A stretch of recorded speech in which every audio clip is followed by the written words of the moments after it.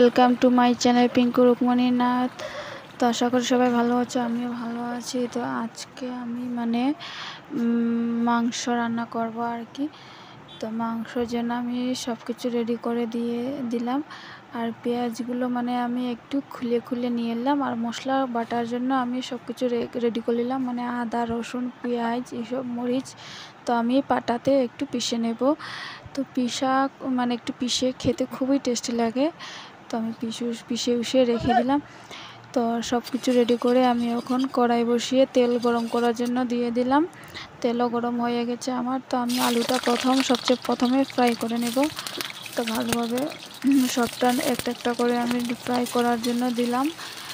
তো ভালোটিকে নাড়াচাড়া করে করলাম। তারপরে একটু লবণ দিয়ে দিলাম, ফট করে একটু হবে আর কি, ফট করে সিদ্ধ হয়ে যাবে। তাই একটু আগে লবণ দিয়ে দিলাম, যার যতটুকু ইচ্ছা। তো লাল হয়ে গেল আমার আলুটা। তারপরে পেঁয়াজগুলো আমি ভেঙে করে রেখেছি, একদম খোলা করে রেখেছি সবাই করে। তো আমিও ভাবলাম কি আমিও একটু করে দেখি কীরকম লাগে। তো এটা দিয়ে তারপরে আমি দিয়ে দিলাম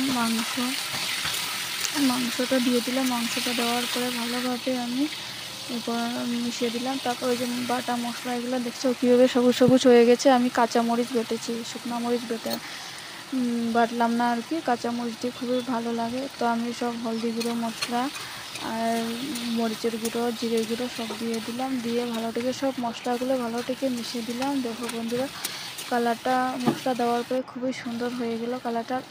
একটু মাত্র দেবো, জল দেবো, মশলাটা নিচে না লাগার জন্য। তো একটু মজার জন্য, একটু কষার জন্য আমি একটু জল দিয়ে দিলাম। তো একটু জল দিয়ে ঢেকে ওকে তারপরে দেখো বন্ধুরা, একদম ফ্রাই করার মতন পুরো সুন্দর কষার মতন হয়ে গেল। খুবই টেস্টি, দেখতে লাগে এখনই খেয়ে ফেলবো আমি। খুবই টেস্টি হয়েছে।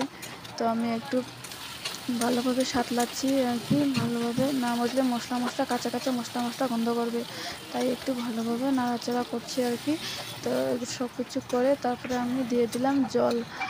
আর এখন গরম সিজনে তো এত এত শুকনো খাওয়া যায় না, একটু ঝুলঝুল হলে খেতে খুবই ভালো লাগে। গরম সিজনে তো পেট খারাপ কম হয়, বেশি মশলাও খেতে নেই। তো আমি ওটা মশলা দিলাম না, অল্প মশলা দিয়ে আমার মাংসটা রেডি করে নিলাম। তো কেমন হলো বন্ধুরা সবাই বলবে কমেন্ট করে। আর বন্ধু সাবস্ক্রাইব করে নিও, শেয়ার করে নিও, কমেন্ট করে দিও। Thank you.